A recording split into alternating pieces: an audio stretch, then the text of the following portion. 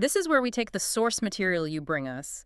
Could be dense articles, research notes, maybe essential briefings, and we just cut through all the noise to get you the core insights. Hmm.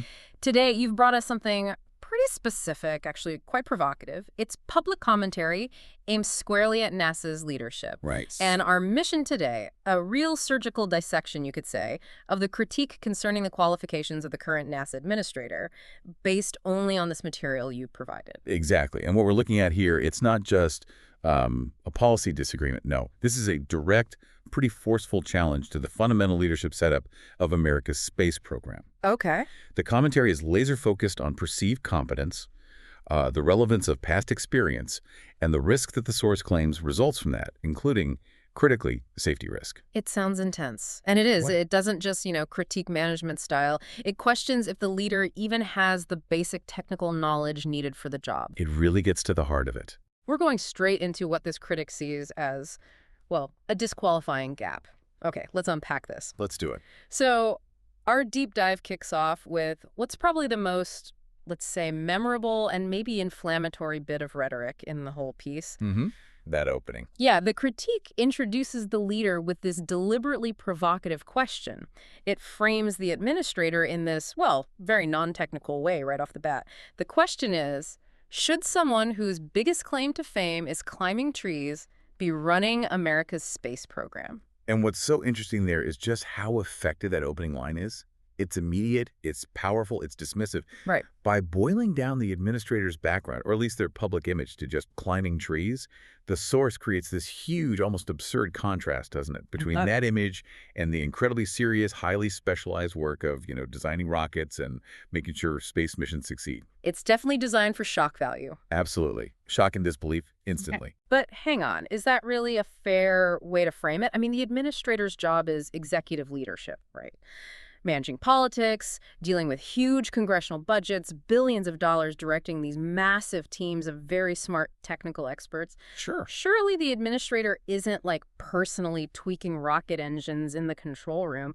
Doesn't the job really need broad management skills more than deep, specific technical knowledge? Well, that is precisely the tension that the source material is zoning in on and completely dismissing. Ah, okay. The commentary is basically arguing, implicitly, that for something as critical as life and death engineering focused as NASA, things like high-level political skill or administrative ability, they actually come second. They must come second to specific technical mastery. So technical knowledge trumps all, in their view. According to this source, yes. The author believes the stakes are just too high for a generalist manager. That's the absolute core of their argument. And they back up that climbing trees image almost immediately with the technical hammer blow, as you might call it. Right. They pivot from that sort of broad rhetorical swipe to a very specific, very absolute technical accusation. Mm-hmm. The source material claims the administrator knows literally zero about rockets and spacecraft. And that phrase, literally zero, that's really important. It's not just suggesting the administrators may be a bit unfamiliar or relies too much on their team. No. It's absolute. It presents it as a complete knowledge vacuum, a fundamental lack in the core business of the agency. Yeah. The critique implies this isn't just, say, a political weak spot. It's an operational liability. Okay, so if we take the source at its word, this lack of knowledge is why the program's supposedly in trouble. But what does zero knowledge actually mean in an executive role like that? Are they saying the administrator, can't read a technical drawing? Or is it more about understanding the risk involved? It's definitely the latter. Yeah. And that distinction is critical. For the author of this piece, if you have literally zero knowledge, you fundamentally lose the ability to ask the right questions of your technical people. Oh. You can't properly weigh up different technical proposals. And maybe most importantly, you can't adequately assess the high-level risks your engineers are trying to manage. Right, like when things go wrong. Exactly. When schedules slip or costs go way up, the administrator has to make these incredibly tough calls, trading off safety, costs, schedule. The source is arguing that without that technical grounding, those vital judgments will inevitably be flawed, possibly fatally flawed. That completely shifts the conversation, doesn't it? It moves from, can the administrator do the job of a chief engineer, which no one expects them to, Right. to do they have the judgment needed to okay these complex, inherently risky missions? And that leads us right into the next part. where the source connects this alleged technical ignorance to potentially catastrophic real-world outcomes. Precisely. The critique doesn't just leave this alleged lack of knowledge hanging there as an abstract idea. Hmm. If you accept their premise that this is a technically incompetent leader, the source immediately points to two specific, urgent, negative consequences. This is where the commentary gets, well, truly alarming. Okay, so the first predicted outcome. It's more general, but still pretty major. It claims this leadership undermines the American space program. Yeah, undermines. That suggests a kind of systemic failure, doesn't it? It could mean lots of things. Maybe poor strategic decisions, canceling important science missions, perhaps, or maybe just failing to effectively argue for the huge funding needed for big projects like Artemis. So the idea is that a lack of technical credibility weakens the agency overall, both scientifically and politically. That seems to be the source's view, yes. Yeah, But you're right, that still feels somewhat like a management complaint, even if it's a very serious one. it does. But the second accusation, this one moves way beyond management theory. It gets into something much more visceral, potentially life-threatening. This is the critical escalation point. It is. The source material claims this lack of expertise also endangers our astronauts. And that is the line. That's the line designed to just stop everyone in their tracks and force all the focus onto safety. It's powerful language. Incredibly powerful. When you claim an appointment endangers our astronauts, you're way past criticizing schedules or budgets. Yeah. You are framing the administrator's very presence as an existential risk to human life. Wow. It implies that the technical choices being made under this leadership, or maybe the choices not being made, are fundamentally compromising safety protocol. And this is where it really becomes politically charged, isn't it? Whether the authors meant it that way or not. When the public hears endangers astronauts, they immediately think of, catastrophic technical failures, Challenger, Columbia, rockets exploding. Yeah, you're right. Is the critique really suggesting the administrator is somehow personally responsible for potential design flaws? Is that the implication? I think the critique is alleging failure not just in general management, but specifically in judgment. Judgment that they argue is fundamentally flawed due to technical ignorance. Okay. Judgment based on knowledge. Yeah. Or lack thereof. Think about the pressures, right? Tight deadlines, political mandates coming down, pressure to save costs. Yeah. The argument goes that a leader with deep technical roots might be better able to push back against pressure to, say, cut corners on safety checks. Whereas a non-technical leader. A non-technical leader, the source implies, might fail to fully grasp the risk involved in pushing a highly complex engineering system near or even beyond its safe limits.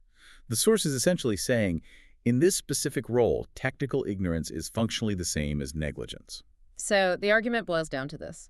The administrator's most critical job isn't driving innovation, necessarily, but recognizing and stopping potentially fatal risks before they happen. That seems to be the core assertion. And if they know literally zero, as claimed, they simply can't perform that essential safety function. The critique basically makes technical competence the absolute bedrock requirement for safe operations and the program's integrity. Precisely.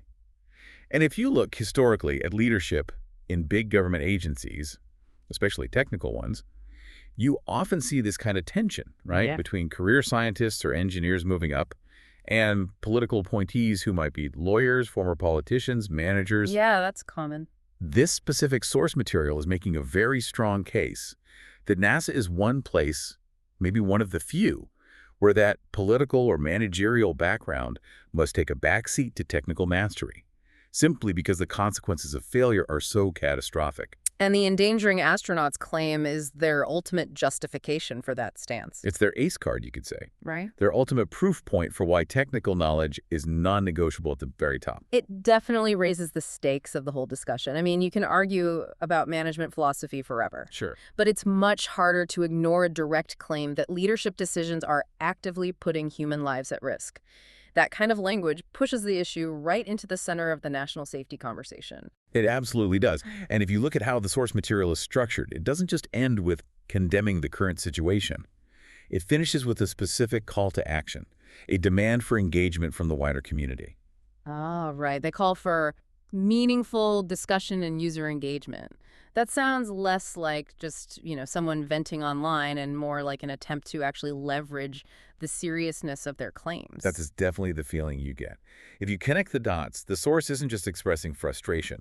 It seems like an attempt to spark a public debate, maybe even force a change in how these high-level appointments are made. How so? Well, by making the claims about competence and astronaut safety so stark, so absolute, so dramatic, they seem to be trying to generate enough public pressure, maybe pressure from the technical community too, to demand more transparency, perhaps demand greater consultation with experts before these top technical leadership roles are filled. So it's an attempt to force the whole issue of qualifications or the alleged lack of them into the public eye, frame it as an urgent matter of safety and national interest. Seems that way. They appear to want some kind of guarantee that future leaders of the space program won't be chosen just for political reasons, but will have some demonstrable technical grasp of the mission itself. Which brings up an interesting question, actually. Go on. When they demand meaningful user engagement, what does that really mean? Does the author genuinely think the general public can suddenly weigh in on complex technical leadership needs? Or is it more of a political strategy? That's a very sharp point. Is it a genuine call for broad input? Or is it perhaps a way to try and give the established expert community, the scientists, the engineers, more influence, maybe even a kind of veto power over these appointments? It could be seen as a call to shift some of that appointment authority.